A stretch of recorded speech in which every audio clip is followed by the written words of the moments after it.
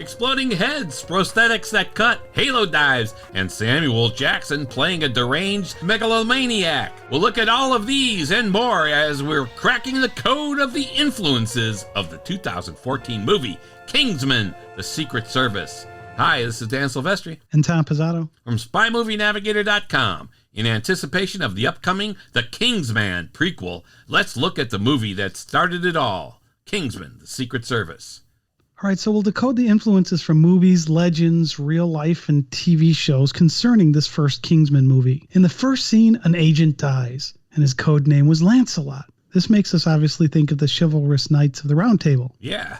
And then we're introduced to Merlin and an agent in training named James, who's given the name Lancelot. So now we have a Merlin and a dead Lancelot and a live Lancelot. We're going to talk more about these medieval names a little bit later in this podcast. We then jump to a scene where Harry gives a medal to a young Eggsy in a scene that is shot very similarly to the scene in Pulp Fiction, where Christopher Walken's character, Captain Coombs, gives the watch to a young Butch. It's more the setting and the way they shot the scene, really, not the dialogue here. But if you've seen Pulp Fiction, our guess is you'll have that feeling too, don't you think? I mean... Oh, absolutely. I had the exact same feeling there. And I even went back and watched the scene in Pulp Fiction again just to make sure that I was getting that same feeling. Okay. I mean, these scenes are very different, but man, they have a similar feel. Yeah, they do. They do. Now, Eggsy's playing with a snow globe that's got some snow-covered mountains in it. Yeah, I like that. And we switch to them, right? So there's no credits.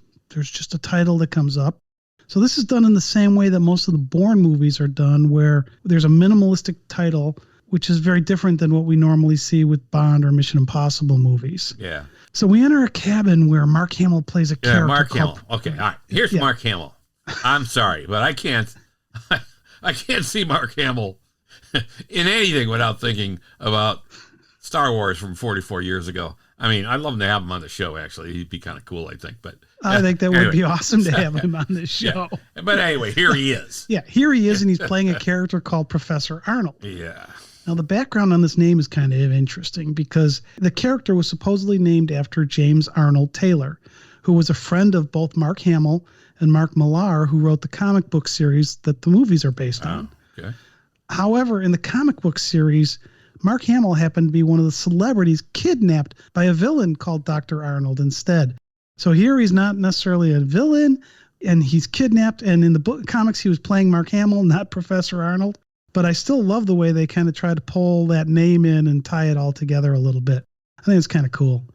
Now, we mentioned that Star Wars is where we first really kind of saw Mark Hamill. Yeah.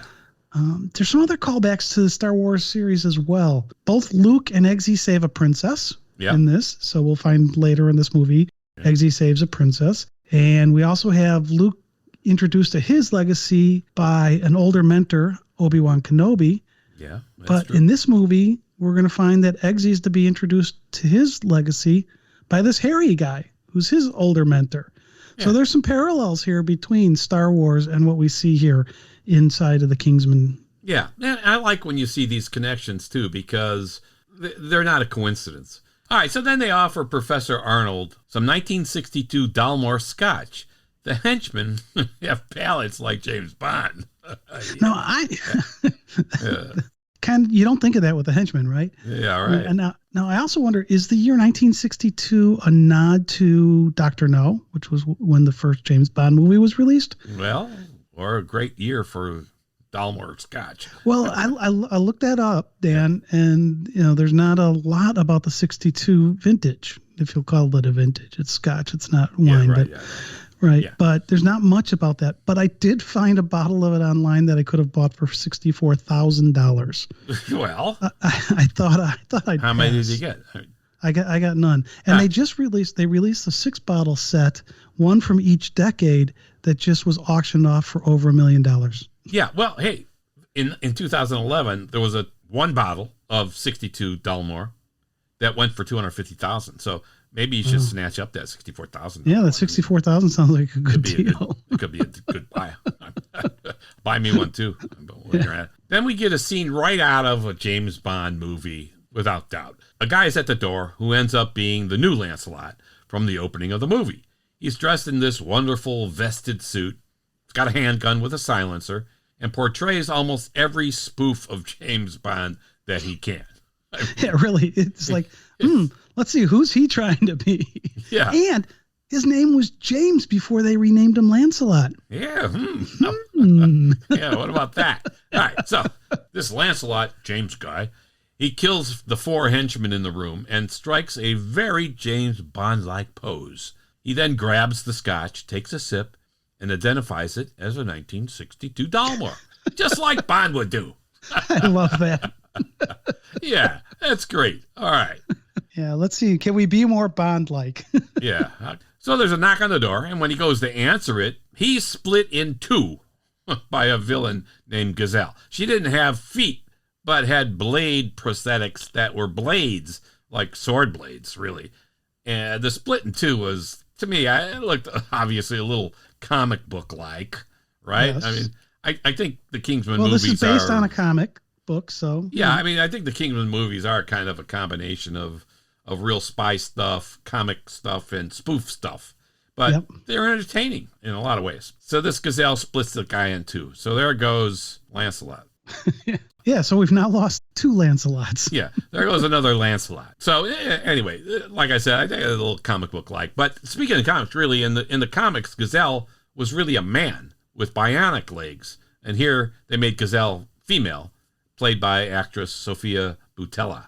Yeah, and she does a great job here, and I like the fact that they've changed this to these blades instead of the bionic legs, because for an action movie, there's some pretty cool things they can do with that, and there's some interesting background on this character, because they had originally signed a double amputee snowboarder named Amy Purdy to play Gazelle, but she dropped out of the film so she could join the Olympics because filming had been delayed. Then they also had South African sprint runner Oscar Pistorius. He was offered to play Gazelle, but he turned it down so he could focus on his running.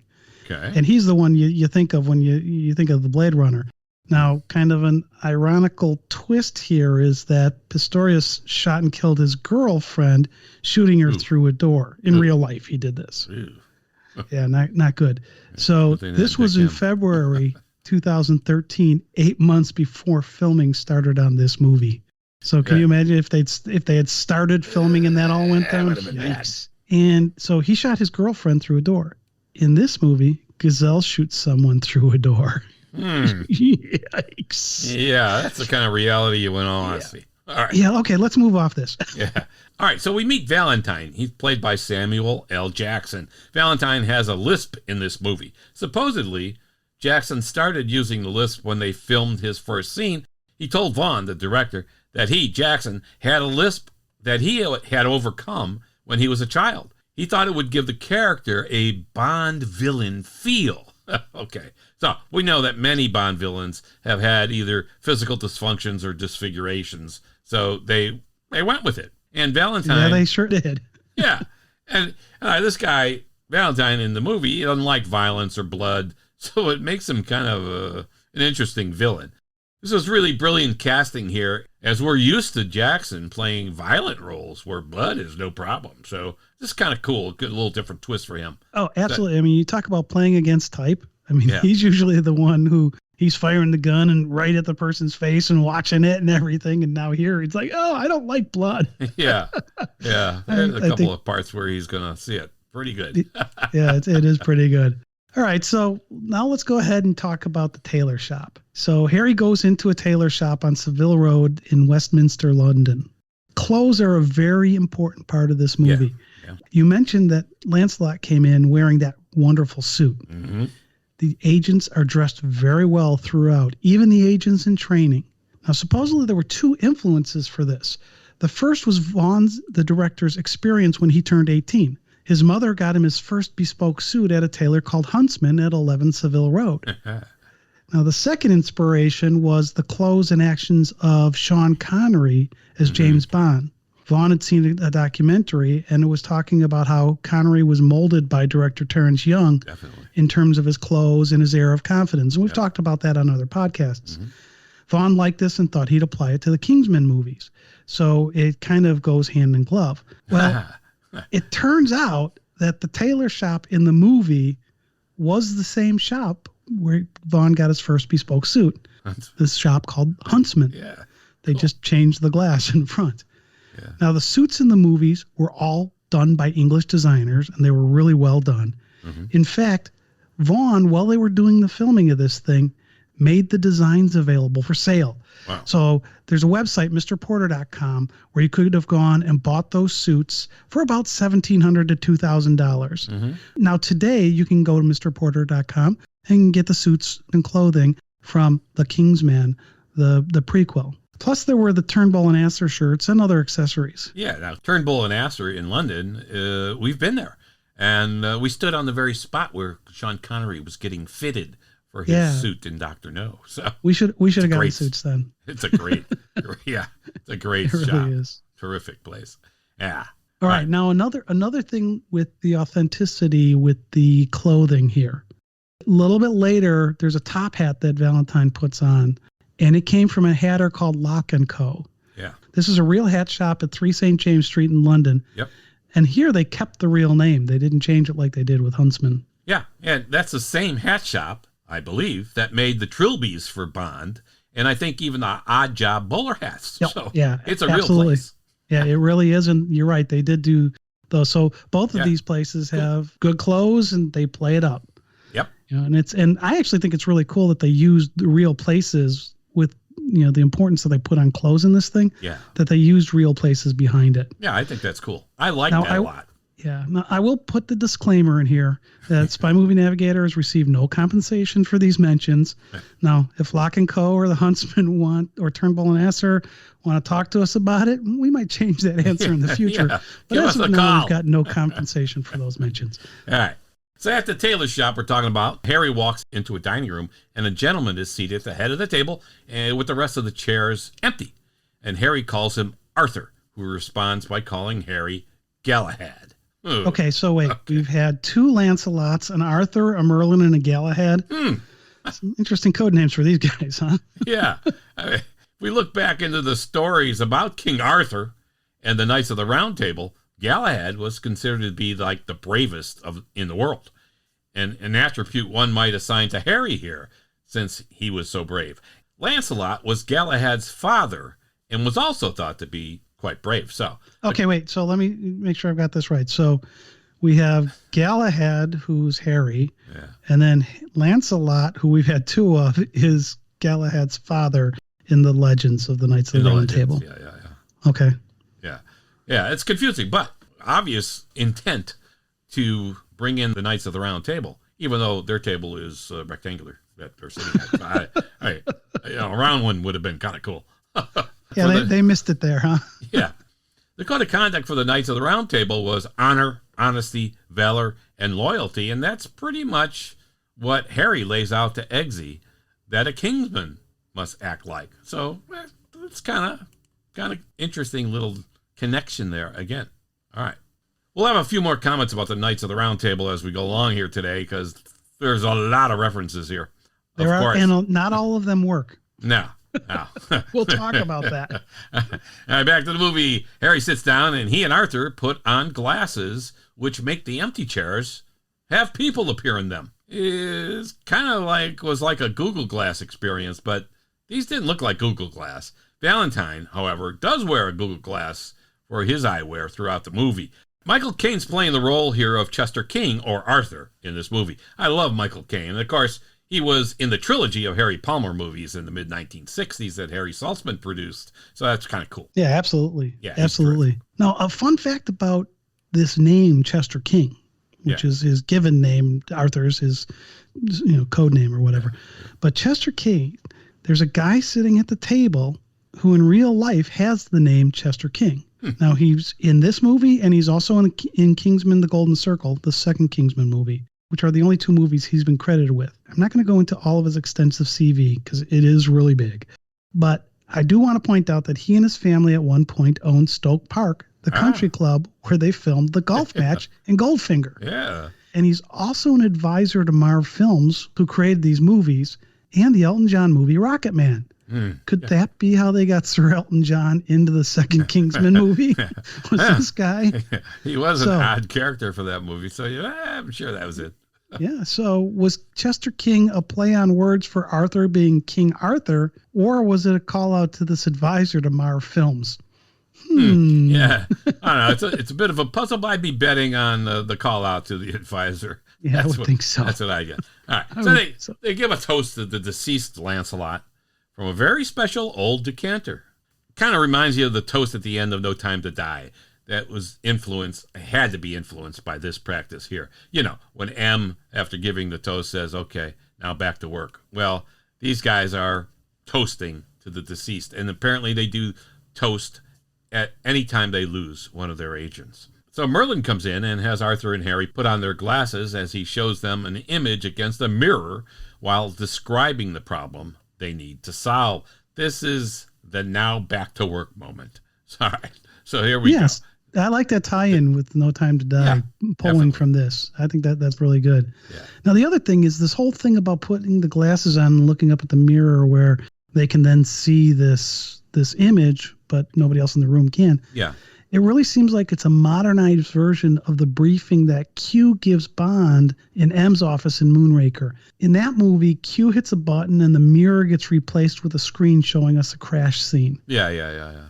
Where here the glasses show the image so nobody else in the room can see it if they don't have the glasses. Yeah. So to me, this is one of those, we're going to borrow for this idea, but technology and gadgets evolve. Yeah, it's cool. I thought it was a good scene, and the glasses concept is a good concept. Now, the mission here is to stop a group of mercenaries from using a biometric weapon. Uh-oh. And they're confused about how... What, where have we seen that before? Yeah. Oh, my God. And they're confused about Professor Arnold's role in all this. Remember, Professor Arnold in the beginning of the movie was the guy who was...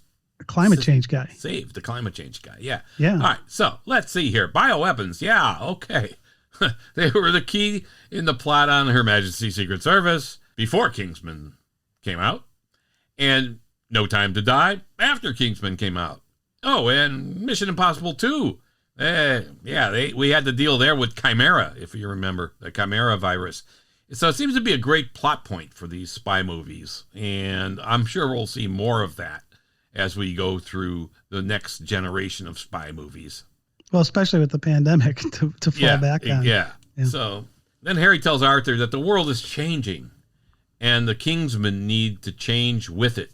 Kind of sounds like Sea Inspector and kind of sounds like the whole Bond thing, really. That, hey, Bond, the world's changed and you're left in the dark ages. So more of the same here, I think. Or predates it in some degree. Yep. Well, I agree there. Yeah. Now, then we finally get back to Eggsy. Yeah. Right. He was the kid who got the little medal or the amulet from Harry early on when he was a little kid. And we're going to skip some plot points here and jump to Eggsy in the Black Prince pub as he's talking to Harry. Yeah. A guy named Rottweiler and his crew come in and they hassle Eggsy. And it's a great scene because Harry tries to talk very politely, very upper class, because class is important here. Yeah. And he gets these guys, and Rottweiler and the crew are lower class people, and he gets nowhere here. But we get a great R-rated fight scene in this part of the movie. The fight scene here is brutal. It really is. It's fun to watch, but it's brutal. All right. Rottweiler is also kind of a dog, of course, with a mixed reputation. Some say violent, some say it's a good family dog, but protective. So it's an interesting name here for this character, Rottweiler. It is. Now, I don't think we ever hear it, but the role is credited as the name Rottweiler. Yeah, right, exactly. And the fight is all predicated by Harry's quote, "Manners maketh man." He says that while he's locking himself into the pub with these thugs. Now, this is kind of cool. That really made a statement. Manners, and then you hear the clicking of the lock as he's doing it. Yeah. That was really cool. Yeah. And it's a great line. So him saying "manners maketh man," that saying has probably been around since the 14th century or something. The earliest writing of this was like around 1519 by William Horman, titled Vulgaria. But title of the book would be translated into something like Everyday Sayings in today's vernacular. Horman was the headmaster of Eton and then Winchester College and was a student at Winchester. The phrase "manners maketh man" is Winchester's motto today. So That may be where Horman got the phrase. Yeah, I would think so. I think that's where that came from. Yeah, right. Anyway, it was a great way for Harry to set the stage for the fight. Are we going to stand around all day, or are we going to fight? That's another great line. That's manners maketh man, and then are we going to stand around all day, or are we going to fight? Yeah. That's just wonderful. It really says a lot about who Harry is. Yeah, and so the fight brings out a lot of the gadgets that we're going to see in Kingsman. We see the umbrella with its cool projectile lasso that lassos a thug's hand and electrocutes him. Then when Rottweiler shoots at Harry, the umbrella becomes a bulletproof shield. Then it shoots a stun. I really like that. That was really cool. And he shoots a stun device at Rottweiler. And when the bartender's trying to pick up the phone to make a call, probably calling the police for help, Harry's watch shoots an amnesia dart, which knocks the bartender out. That's kind of cool. This is kind of like the dart that Roger Moore's Bond in Moonraker uses to stop the centrifuge from spinning. If you shooting darts are a good thing for a spy. Yeah. So Kingsman has gadgets, like most spy movies, of course. So what the hell? Yeah, and this scene in general, I mean, I just totally love this scene. It was a fantastic fight sequence. And when it gets done, if you noticed, when Harry leaves, he puts his hand on Eggsy's shoulder. Yeah. And it ends up he put a very small radio transmitter and speaker on Eggsy's vest. Okay. So when Eggsy gets home, Dean starts beating Eggsy. Dean is Eggsy's stepdad, just to set the scene here. Right. Yeah. So Eggsy's real dad was the one that died in the opening. Yes. Right. And then Dean is his stepdad, and he's trying to get Harry's name from Eggsy. Yes. Like who was this guy? Wanted to find out who the bar fight was all about and all that. Exactly. Because Rottweiler and those other 6 thugs are part of Dean's crew. Yeah. So he heads up that crew. So Harry is monitoring both Eggsy's location, and he's hearing this beating Dean is giving him. Yeah. And then all of a sudden, Harry speaks, and his voice plays from this thing that he placed on Eggsy's shoulder, which actually made me laugh. It shocks the hell out of Dean. It shocks the hell out of Dean. What made me laugh about it was there was this little tiny thing that Harry put on Eggsy's vest. And the sound of this thing sounds like it's filling the room with this voice of God coming in. Yeah, that was funny. I really like that.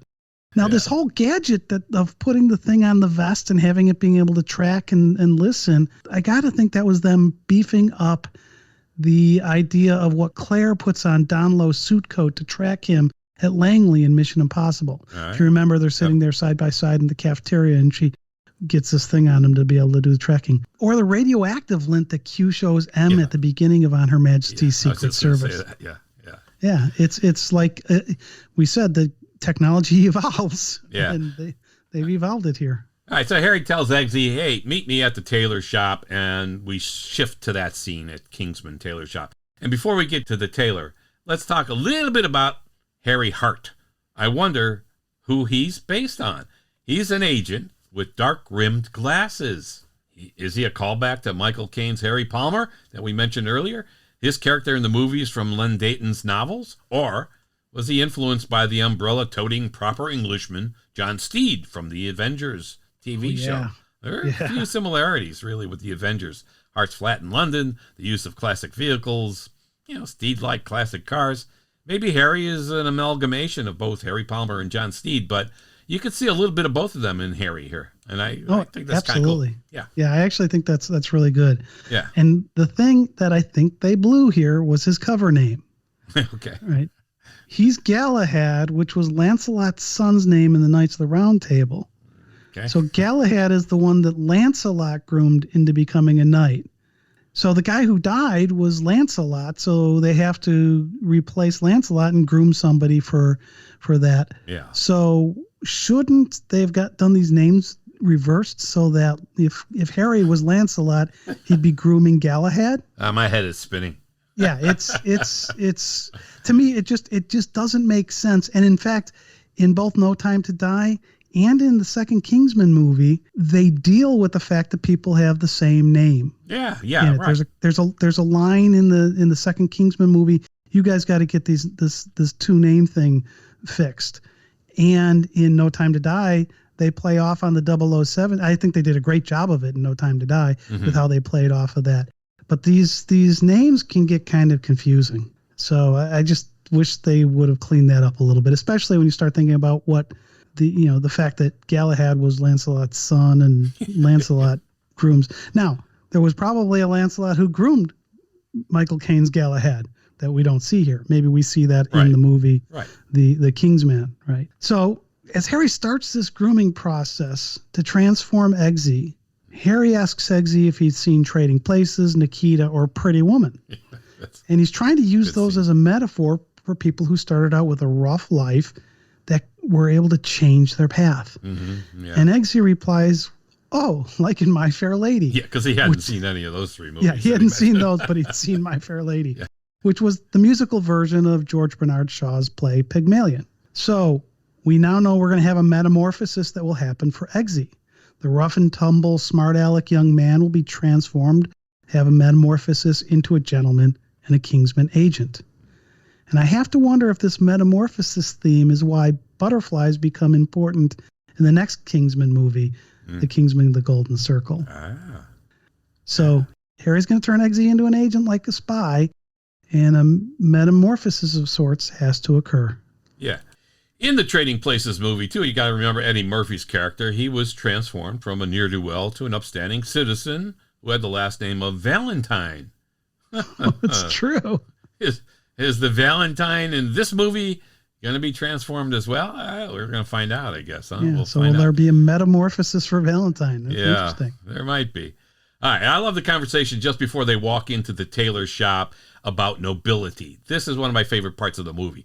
Eggsy is thinking nobility is being superior to others, and Harry corrects him with one of the best lines in the movie. There is nothing noble in being superior to your fellow man. True nobility is being superior to your former self. That is a really good line. It's a great line. Really is. It's often attributed to Ernest Hemingway. They didn't write this line for the movie. It's often attributed to Ernest Hemingway, but others say it goes back to 1897 and maybe even to a Hindu proverb. But it's a great one because its meaning really permeates the entire movie. Oh, absolutely. Yeah, so I love it. It's a great part. And it's kind of easy to miss. Yep, that's true. But I like that. It really does kind of set the tone. Yeah, absolutely. Yeah. All right. So then Harry puts his hand on a mirror and a palm print reader verifies his identity. This is similar to the palm reader that Jason Bourne must pass through to get to the safe deposit box in the Bourne Identity movie. So again, not that palm readers are anything cutting edge. I mean, they're there, but you could turn your iPhone on and get at your access to your iPhone with your fingerprint. So it's not a big deal, but we've seen it in other movies. So now when they're in this little room, the room drops.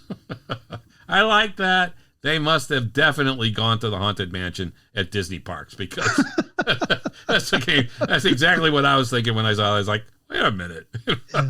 Yeah. Is it going down or is the top going up? Yeah. How far down does this go? All right. And when the door opens, Harry says, we're late. Now, of course, tardiness is kind of a common attribute with spies. Bond was always late in everything he did and so on. And we talked about that in other podcasts. Remember when Q quips at Bond and Thunderball with the line, now that we're all here, when they were waiting for the meeting, and here comes Agent 007. When 01 through 9 are lined up except him, seated in the chairs. All right. They're all there waiting for him. Yeah. Right? Now that we're all here. And that's what happens here. Yeah. Now, we then shift to Valentine's ranting. He's looking at a picture of the cut in half Lancelot, so the second Lancelot. Mm-hmm. And he's upset because nobody knows who this guy is. He's like, who is this guy? And he's talking to somebody that looks like he might be in the White House. And it appears to be Barack Obama, who was president when this movie came out. Yeah. And government officials are part of this movie, as we're going to see as we go through this. So we'll jump a little bit further to the scene where we see the candidates to replace Lancelot sitting in a plane. And this includes Eggsy. He's one of the candidates to try to replace Lancelot. Yeah, they've done some other exercises already, and this is just another one they have to do, right? Yeah. Yep, absolutely. Yeah. Scary one. It's a scary one. And they're going to have to do a skydive and try to land on a target. Uh-huh. Now, we've seen skydiving in other spy movies. Most of the time, they don't wear helmets. One quick example I can think of is Moonraker. I mean, we see everybody jumps out of that plane and none of them are wearing helmets. Yeah, yeah. So what I wasn't sure about is why did they have the helmets on in this movie? Yeah. And what's the real world tie into that? I mean, a lot of times, though, you're seeing people, they're jumping, skydiving from maybe 10 to 12,000 feet or so. This allows you you could jump without supplemental oxygen there, because that's like a normal skydive, or 5,000 feet. Sometimes they do it shorter. But these candidates in this movie are jumping from 30,000 feet, I think they said, which would require some kind of oxygen supply, I would imagine, delivery system, so that you could breathe. 30,000 feet is pretty freaking far up there. And so the helmets let them take oxygen with them. And that whole thing is called a halo dive, of course, high altitude, low opening. We saw Tom Cruise do that, a halo dive in Mission Impossible Fallout, and Cruise himself jumped out of that plane at 25,000 feet, kind of nuts, but he likes doing his stunts. And that may have been influenced by this scene, or maybe the dive that Roxy does a little bit later in the movie. So, I think that might be it. Yeah, that explains it. That makes sense now. I can kind of see why they've got the helmets on, because they got to be able to breathe. Yeah. Plus, they needed to communicate with each other. I mean, oh, that's true. Right on the way down, they're talking to each other, and you certainly wouldn't be able to do that without a helmet on. Well, and that communication became very important because when they fall to around 25,000 feet, Merlin tells them one of them doesn't have a parachute. So let's go back to Moonraker. Yeah. Right? In that one, Bond gets pushed out of a plane by Jaws. James isn't even wearing a parachute. Right. So he has to figure out what to do there. Jaws has a parachute, but the cord breaks and his chute won't open. Yeah. So is this whole Merlin telling them they don't have a parachute like Jaws' chute not opening? Yeah. I mean, I liked that he did that, because you're thinking, hey, this is a training mission, and the Kingsman is pretty tense. And now they're saying, okay, hey, one of you guys, let's see what you do. One of you guys doesn't have a parachute. And you have to communicate, which is why they've got the helmets on. Yeah. So I like it. I like it. All right. So after this scene, we then get into a scene that kind of talks about social class a little bit more detail. Mm-hmm. And we did a podcast where we talked about real spies versus movie spies with former CIA operator Andrew Bustamante. Yeah, that was fun. And yeah, it really was. And he told us that spies need to take on the appearance of different social classes depending on the setting they're going into. Yeah. So in an example of that in this movie, Harry has to play a billionaire to approach Valentine and attend a party at Valentine's mansion using the cover name Mr. DeVere. So this seems like a plausible cover. Yeah. Now, Matthew Vaughn's real name is Matthew Allard DeVere Drummond. So this has to be a nod to Vaughn's real name. So we had Chester King, we've got DeVere. That's good. I like that. Yeah. And let's not forget the Knights of the Round Table. All right. Oh, that's true. Yeah. Anyway, this is a cool scene. I like it. Oh, it absolutely is, and it's really funny too. Yeah. Yeah, I love the silver tray comes out on wheels, and they roll back the tray to reveal a bunch of McDonald's. I wonder how much they paid for that product placement. Man. Well, and then they serve this McDonald's with a 1945 Chateau Lafite Rothschild line. I'm like, oh, man. And it reminded me of, there was a 2004 movie. It wasn't a spy movie, but it was called Sideways. Oh, yeah. And in that movie, Miles opens up his treasured bottle of 1961 Cheval Blanc while he's eating a double burger at an In-N-Out burger restaurant. Those are good burgers, by the way. But they are. And what a corollary there between these two movies. Even though the Sideways isn't a spy movie, here you get the McDonald's with the Rothschild, a 61 Cheval Blanc and Sideways. It's great. Yeah, it is. It's good stuff. It's good stuff. All right. And I think it even gets funnier when Harry suggests Twinkies in a 1937 Chateau Yquem for dessert. Yeah. Right. I just love that. Yeah. The Twinkies is good. I like that line. That actually made the scene. The Twinkies line was really good. All right. That was classic Bond right there. Or was it really an answer to the comedian George Carlin's line, "What wine goes with Captain Crunch?" I think I would suggest that the Chateau de Cam would go well with Captain Crunch. There you go. It would probably go with pretty much anything. Yeah. Good stuff. It really is. It's a funny All right, bit. so then we get out of this lighthearted stuff here, and the conversation moves a little more serious, talking about Valentine's foundation to fight climate change. And Harry shows his knowledge about the foibles of fighting climate change. And this is just like how Bond always seems to know about everything he encounters when he encounters it. Yeah. Then Harry quotes Professor Arnold, which surprises Valentine. And then he asks, "Do you like spy movies, Mr. DeVere?" And we have a great conversation, so let's hear that. You like spy movies, Mr. DeVere? Nowadays, they're all a little serious for my taste. The old ones. Marvelous. Give me a far-fetched theatrical plot any day. The old Bond movies. Oh, man. Oh, when I was a kid, that was my dream job. Gentleman spy. I always felt the old Bond films were only as good as the villain. As a child, I rather fancied a future as a colorful megalomaniac. What a shame we both had to grow up. All right, this dialogue was fantastic, really, for a few reasons. First of all, it's a direct nod to the spy movies that came before this movie, especially James Bond movies. We always look for where movies can influence another movie, and this dialogue really spells it out for us. Another reason is that we see James Bond have a direct conversation with villains in most of the Bond movies, and these are often telling.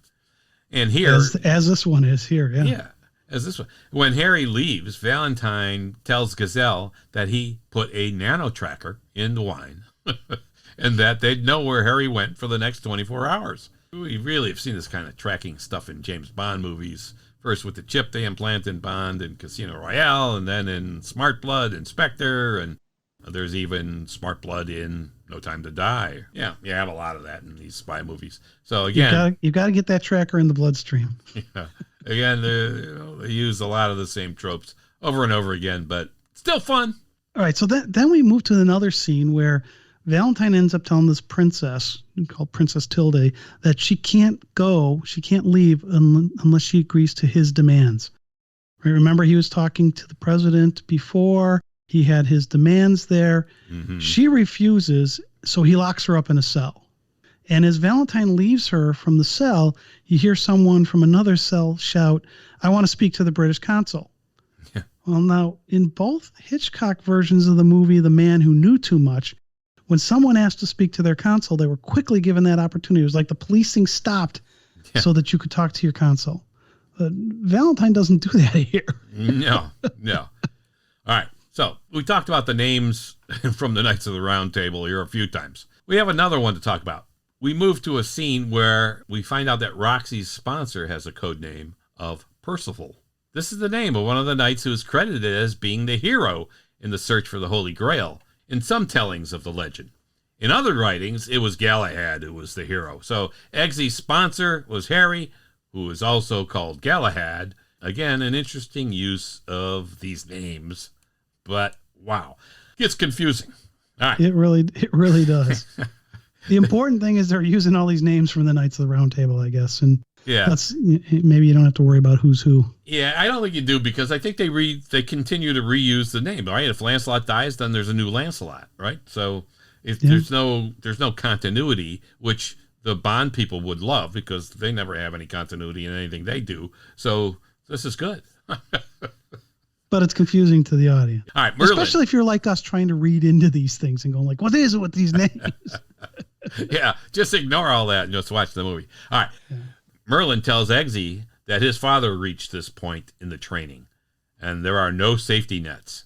So this reminded me really of a scene in the 1986 movie Top Gun where Viper tells Maverick that he was a lot like his father, Duke Mitchell. We also find out that Maverick's father was hit while flying and saved 3 planes before he died. Kind of like how Eggsy's father jumped on that grenade in the opening scene in this movie. So again, a lot of connections here to other things and events that have happened in other movies. Oh, I missed that one. That's a good one. I like that. Yeah, it's kind of cool. Kind of cool. Yeah. So, all right. So now we got another cut and we get to a scene in Harry's office. And there's a wall with the front page of the newspapers from the day after he completed a successful mission pasted on it. Yeah. And the point here was that no one knew what he did. The front page of the paper weren't that he saved everybody from some spectacular thing. Right. Because his achievement should remain secret. Yeah. Now, in that podcast we talked about a few minutes ago with Andrew Bustamante, the CIA operator, he talked about how the proper mission was to get in, get out unnoticed. Yep. Just like in the TV show or the movie Mission Impossible. Yep. I mean, so this seems very realistic to me, and I actually like this touch in this movie. Yeah. So then Harry gives Eggsy a lesson in how to become a gentleman, how to make a proper martini. You don't see it on screen, no. But he tells us that he taught him how to do that. We're going to find out how Eggsy learned about making a proper martini later in the movie. What a great poke at James Bond and his way of getting a martini. Yeah. I just think it's great. There's also a really nice poke at traditional spy movies, especially Bond movies, when Valentine has his hand on a biometric palm reader and he complains it hurts. Oh, that's right. Gazelle asks him, "What's wrong with a simple switch?" And Valentine says, "It has to be complicated as the machine is very dangerous and biometric is needed." It's like, okay, let's get something complicated to do something simple. That's what we need. But, well, and I love it because it's really like them, flipping off Bond here, right? It pokes fun at the need for these complex, expensive setups. Yeah. And what's wrong with a switch? without it being as over the top as what we saw in the Austin Power movies. Yeah. So these are great digs at the Bond movies without being super over the top on it. I think it's great. Yeah, it is. It's fun. It's fun. So then as they're leaving this area, they bump into Valentine, who is buying a tuxedo. Now, one of these little behind the scenes things that I really like here is the real life guy who has the title of head cutter and creative director from Huntsman, which is the real tailor shop. This guy's name is Campbell Carey. He's standing behind Valentine in the fitting room along with Gazelle. So he's the one with the patch on his sleeve. Uh-huh. So I think it's a really nice touch that they are really doing this tie-in to the Huntsman tailor shop. Yeah, that's cool. So it was the real guy. It was the real guy. Yeah, that's cool. And Harry recommends Valentine get a top hat from Lock & Co. Since he's going to go to Ascot. Now, we mentioned that this is a real thing already. Yes. And it allows them to have a bug in the hat so they can find out where he's going and what he's saying. Yeah. Now, all these candidates that are basically trying out to be Kingsman, they had to choose a dog. And they had to do and train the dog and do all these different things with the dog. And Eggsy's dog is called JB. It doesn't stand for James Bond. It doesn't stand for Jason Bourne. It stands for Jack Bauer. As Eggsy tells Arthur, all right, this is a new callback for us, right? Because this JB thing, of course, we've seen JB emblazoned on the casket in Thunderball and so on. Anytime you hear JB in spy stuff, we're thinking James Bond. Or Jason Bourne. Yeah. All right. Eggsy loses this competition and Roxy wins. And because you had to shoot the dog. And Eggsy wouldn't shoot his dog. Arthur welcomes Roxy to the Kingsman and gives her the name Lancelot. There you go. Okay, so wait. We now have a young female Lancelot who was Galahad's father. Yeah. Our third Lancelot of the movie. Yeah. And so to me, this is getting really weird because if Lancelot's supposed to be Galahad's father, Michael Caine was 81, Sophie Cookson was only 24. I get it, but if you're going to use the parallels, use them so they can be used correctly throughout the movie. This is the problem with reusing code names, which is why the James Bond people didn't do that. It's really James Bond. It's not a code name. All right. I'm sure there was a Galahad and a Lancelot before this movie's time even. So we may find out in the new movie, The King's Man, right? That there were a bunch of these before. They keep reusing the same names. So anyway, there you go. All right, so then a bunch of stuff happens, and Harry ends up controlling a cab that Eggsy's in and brings him away from a fight to Harry's house, which happens to be on a street featured in the movie Love Actually, which Colin Firth was in prior to this. I mean, it's the scene where Mark holds up the poster board signs professing his love to Juliet. And now this whole thing has become, doing that has become a TikTok trope. Kind of interesting the way that little tie-in happens. Yeah. All right. We saw the bar fight. We thought that was pretty cool. But let's go to the real fight now. The fight at the church in Kentucky. This fight is R-rated. It's so well done. It's probably, I don't know, maybe the best scene in the movie. And the fight itself has got to be 3 minutes long.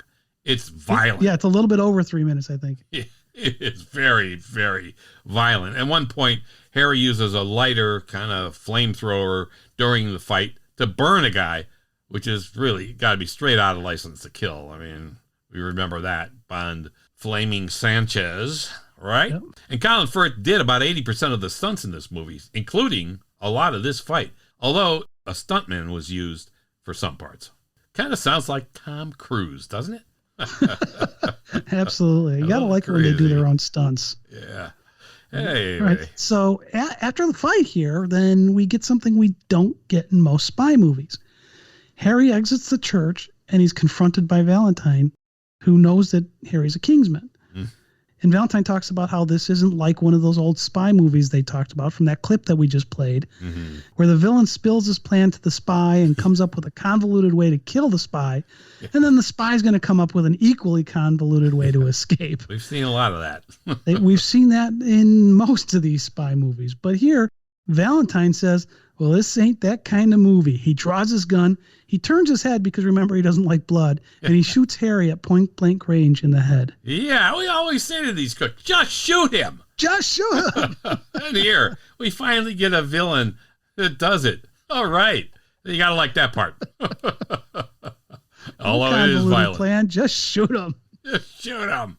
To show how maniacal Valentine is, he has a conversation with Gazelle and says he only killed one guy, Harry. She says Valentine just killed all those people in the church. Valentine says, hey, they killed each other. Okay. All right. Technically, I guess that's true, but it shows that this guy's kind of wacky. He's nuts. You think? Yeah. You see villains a lot of times. They just twist reality to kind of justify their own actions and whatever. So here we hear Valentine's grand plot. He wants the population of humans to be culled down, to slow down and reverse climate change. There's a great idea. Let's kill people so that we can reverse this climate change thing. Okay, there's a plan. That's what those SIM cards were for. It's a plan. Yeah, that's why he gave away all those SIM cards for free, right? All over the world. Get everyone to have huge aggression and then kill each other. And Valentine will be looked up to as a savior, he thinks. Oh, yeah. Yeah, I think that kind of sounds like it might be a little hard to control once you get the ball rolling. Yeah. Well, kind of Drax. He thought he was going to be a savior, too, by doing what he was going to do in Moonraker, right? Well, that's true. Let's kill off all those people and start a new world. Yeah. Okay. All right. That's what the chips in the neck are for, though. To control the situation. Okay. Yeah. Right. People who have the chips in their neck won't have the aggression and die, but they can be controlled, and these chips could be controlled to explode, like what happened to Professor Arnold, to keep the chip wearers in line. So Valentine can control who lives and who dies remotely. We just saw something similar to that in No Time to Die. Instead of chips, nanobots that were used. So there you go. Okay. So I get it. Yeah. This guy's nuts. He's and nuts. He wants to control things. He's crazy. He's crazy. Okay. So then we talked about the fact that Valentine's influencing these people. So there's a scene with Eggsy and Arthur. And Eggsy, for some reason, switches these brandy snifters with Arthur when Arthur's not looking. Mm-hmm. And it's a good thing because Arthur had poison in the one that he gave Eggsy. And the poison was activated from a pen. And we saw that pen, or similar pen to this, in the gadget room in the tailor shop. Yeah. And in Moonraker, Dr. Goodhead has a pen that has a needle on it that could be used to poison someone. So pens are kind of handy here. Yeah. And real spies had pens similar to these. So these are kind of real things, not the remotely activated one with the poison, but similar ones. So Arthur activates the pen and he dies because of the switch snifters. Switched the snifters. As he got distracted, Eggsy distracted him, and he switched it. So now I have a question. Did Eggsy kill Arthur because he switched the snifters, or did Arthur kill himself? I don't know. by activating the pen, yeah. It's kind of like how Valentine viewed the deaths in the church. I don't know. I'd go with Eggsy. He killed him because he switched it and knew it. See, now I'm not sure it's a tough one. I mean, you know, he wouldn't have died if Arthur hadn't pulled the pin or pulled that thing on the pen. Yeah, well, anyways, yeah, Arthur dies, and his death here is. I'm going back to Knights of the Round Table again. Sorry. His death is different than one of the versions of the Knights of the Round Table. Oh, yeah. In most of the versions, Arthur is in a battle with a guy named Mordred. They end up killing each other. Now, we don't have a character named Mordred here in the Kingsman. No. And Arthur and Eggsy didn't kill each other like the two of these, like Arthur and Mordred did in the legend. But Eggsy was told he could become the new Galahad, and he's still alive. Mm-hmm. So I think they missed an opportunity again to do a better tie-in with the Knights of the Round Table. I mean, otherwise, why start using these names? Yeah, all right. And they didn't use a round table, so, you know, what the hell? I think they should have. All right, I'm going to say it again. All right, so really, they should have consulted with us, obviously, on this Knights of the Round Table thing before they were writing this stuff. They missed some opportunities there. Yeah, because we're the experts. Yeah, as you could tell, we can explain this precisely. Yikes. All right, Eggsy digs the chip out of Arthur's neck because he saw the scar in Arthur's neck thinking, wait a minute, you're one of them. So there you go. And Arthur's phone gets a message saying, hey, go to a safe zone or fly to a specific longitude and latitude coordinate within 6 hours. Now, of course, anytime you hear that in a movie, longitude and latitude stuff, we know Tom's going to go look that up. So where is it, Tom? I know you looked it up. Okay, yeah, I did look it up. Okay. It's someplace in the west central part of Russia. Okay. Near, and I'm going to blow this name, near Sverdlovsk? Yeah, near Sverdlovsk Oblast. Oh, yeah, now, the terrain there, though, is flat. It's not mountainous like the scene we see for where Valentine's headquarters or safe zone, that bunker is. Okay. So they've given this coordination, and I don't understand why they did. We've seen this in Bond movies too. It's like, if you're going to give the coordinate, give a coordinate that looks plausible, because some geek like me is going to look it up. Yeah, they don't want a real coordinate anyway. I mean, it is a real coordinate. No, anyway, you could go find it, so it's going to be somewhere on Earth. But it's not where we thought. But you could give a coordinate in the middle of a mountain that has nothing to do with anything. Yeah. And at least when you look on a map, you can see, hey, that's the mountains. Okay. All right. So now we're down to Merlin, Roxy, and Eggsy, who have to deal with this entire situation. So we see the ground open up in front of the headquarters, and a plane does this Harrier-type vertical takeoff. So hey, that's kind of cool. Yeah, that was not a Harrier jet. We see a real Harrier transport help General Koskov defect in their Living Daylights, for instance, and the ground opening up like that has to be an homage to the volcano lair in You Only Live Twice, and to Professor Joe Butcher's compound, which I love, in License to Kill, where the helicopter lands. So it's all kind of cool. So opening up the ground is great. Yeah. So the plane and the place where the ground opens up are fake here, but it's a nice touch. So Lancelot, who's the name that they've given to Roxy now, needs to use a prototype personal transatmospheric vehicle to take out one of Valentine's satellites. Now, just off the top of my head, we've got Bond movies, Die Another Day, Diamonds Are Forever. Satellites. Where they have to take out satellites. Yeah, I liked the concept here of the transatmospheric vehicle. What do you think? I thought it was kind of cool. Well, you know how I love heights, and if you look at that, would be it's supposed to get you to heights. Yeah. There's no way I'd be able to do that. No. I mean, it's cool to think about what they're doing here, but can you imagine the isolation and fear you'd have while you're up there trying to do this mission? Yeah. Right. So now it is basic technology, and getting up there would be possible for the balloons. I don't know if you could get a human outside of things with the way the atmosphere is going to work to be able to do that. But the principles are somewhat sound. I mean, this thing attaches the two balloons that take you to the edge of the atmosphere. And weather balloons can climb to 20 miles or higher. So in this case, she engages the missiles when she's at about 24 miles up. Yeah. So the part of the balloons getting there makes sense. Again, I'm not sure if she could get there. Yeah, right. And just as Merlin tells her, and this is real, I mean, the balloons are going to expand as the air pressure decreases, and eventually the balloons burst. This is what happens with weather balloons. So when Roxy's balloon burst, she's going to fall to the ground from 24 miles in the air, making this one hell of a halo dive.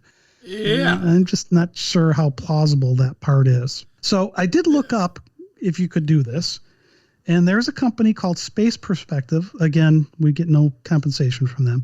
That has developed a hydrogen-filled balloon that'll carry a capsule. So you're not riding like she is kind of out in the atmosphere.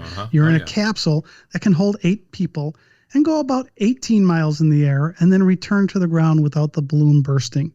They expect to make this a tourist thing next year, with the 6-hour ride costing around $125,000. Yeah, no. Yeah, don't sign me up for that one. No, me neither. No. Buy me a bottle of Dalmore instead. Right. The last 30 minutes of this movie really is the climax where the spies have to enter the villain's lair. Of course, you always have to enter the villain's lair and stop the destruction of the unchipped masses.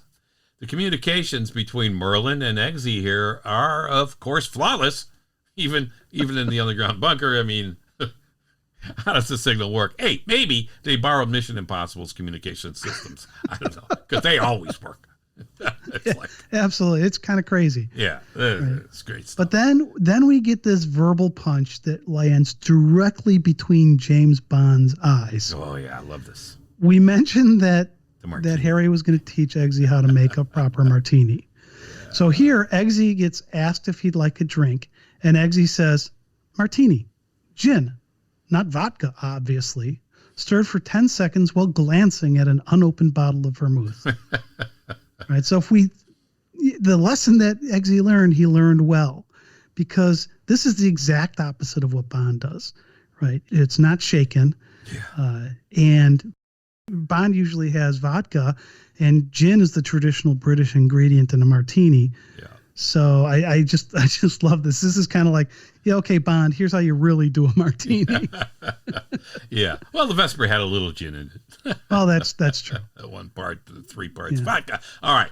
Yeah. All right. So then later in this lair, Eggsy uses his watch to stun the Scandinavian prime minister and takes over his computer. So this watch comes back again. And we talked about it when Harry used it. Mm-hmm. Now Eggsy's using the same type of thing. Yeah, and we get the long fight, a big long fight in Valentine's lair. There are a lot of guns. The Kingsman gadgets are used. There's lots of action, pretty much like every other spy movie, really. Huge orchestration of fights.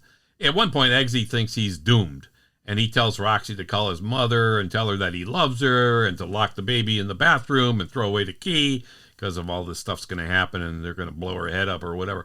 It's kind of that sappy crap that we hate at the end of No Time to Die. And oh, yes. I don't want to see this in spy movies, but figure out how to get out of the situation, please. I mean, that's your job. You're a spy, for Christ's sake. I mean, God, figure a way out. Don't bleed. Oh, God, I'm bleeding. Hey, these guys need to be above all that. All right. Yeah. So, and here, Eggsy does figure a way out. Yeah. He comes up with this plan and tells Merlin to activate the chips in all of the people so that their heads will explode. Yeah. Right. Just like what happened to Professor Arnold. So we know the chip can explode the head. Now, when the implants are activated, we hear the song Pomp and Circumstance, and we see the heads explode in a pattern. Yeah. It's actually kind of a fun scene of and death. Coordinated with the music. It's nice. Yeah. And so it's a fun scene of death. Yeah. And it's very similar. I mean, very similar to part of the title sequence in No Time to Die. Mm-hmm. Oh, yeah. In No Time to Die's title sequence, the no masks explode in a similar fashion. Yeah. No masks being NOH, the masks that we see in that movie. So they explode in a very similar fashion to what we see here in the Kingsman. Now, the Bond folks had to use this scene as inspiration for that part of the title sequence. It works really well here, and it works really well in No Time to Die. Yeah, it does. And now let's get to the cringeworthy part of the movie. Oh, I know where you're going here. Eggsy tells Tilda that he has to go save the world. So Tilda responds that if he saves the world, she'll let Eggsy do a specific sex act. Okay. We won't repeat it. That's how you're going to say it. Okay. We won't repeat it on this podcast, but you'll know it when you hear it. Matthew Vaughn you says... You won't miss it. Vaughn, the director, says he came up with that line as an homage to some of the sexual quips at the end of Bond movies. You know, keeping the British end up, sir, preparing for re-entry. Well, Vaughn took this line into the R rating territory here for sure. Yeah, absolutely. Maybe I think forget everything else in the movie. That one line would have slapped the R rating on it. Yeah, maybe beyond. All right, in the fight scene, Eggsy kills tons of guards single-handedly, much like Bond kills just about everybody in No Time to Die. I don't know how this is possible, but are all henchmen bad shots? I mean, no one can hit. I think that's actually one of their interview questions. It's gotta be. They only can get hired as a henchman if you can't shoot. Yeah. Oh my God. Anyway, there's a nice fight between Eggsy and Gazelle with her blades. The shot of her jumping out of the window kind of has a feeling of the movie The Lion King. Oh, absolutely. Right? It's kind of cool. Yeah, it really was. And this fight was really cool between the two of them. I mean, it takes about 4 minutes, and Valentine ends up dying with one of Gazelle's blades through his back. And again, we get Valentine poking at other spy movies. Yeah. Because he says, "Is this the part where you say some really bad pun?" And Eggsy retorts, "It's like you said to Harry, this ain't that kind of movie, bruv." So, I love how he turns this around because, and throughout this whole movie, they've both borrowed and poked fun at the Bond movies. Yeah, they did. Yeah. In this scene, when Valentine says that Bond would have had some quip, but I think because he called back to what Valentine said to Harry here, it's a perfect response from Eggsy here. Yeah, it is. It's good. And it transitions to the next great part where Eggsy goes back to Princess Tilda's promise and wants to collect on it. Merlin is watching all of this. He sees what's happening on his monitor, and he sees Tilda in her cell there that now Eggsy got into.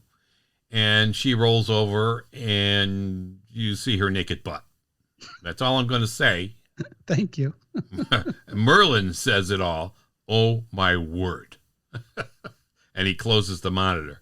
And then the credits start. So that must be the end of the movie. Oh, wait. No, it's not. We're not you think that would be the end of the movie? But we're not quite there. No. Eggsy has some unfinished business back home. Mm-hmm. So we end up getting a replay, kind of the fight in the Black Prince from earlier in the movie. This time with Eggsy in charge, not Harry. There's a conversation in the pub. Eggsy starts to leave, and we get the "manners maketh man" quote from him as he locks the door, just like Harry did. Yeah. He uses his umbrella to throw a glass beer mug, hitting Dean in the head, and says, "Are we going to stand around here all day, or are we going to fight?" Just like Harry did. The metamorphosis is complete. Eggsy is now a Kingsman, and the movie ends. All right. The movie has ended, and that's a wrap for us. We like this movie. We know this was a long podcast, but there were many callbacks and things to talk about in this movie, in part because it was designed to give a wink and a nod to so many other spy movies. This has been Dan Silvestri. And Tom Pizzato. Of SpyMovieNavigator.com and our show, Cracking the Code of Spy Movies. Remember, please subscribe to our show right now. Hit that subscribe button. Check out our videos on our Cracking the Code of Spy Movies YouTube channel. Follow us on Facebook, Twitter, and Instagram too. Thanks for listening. We appreciate it.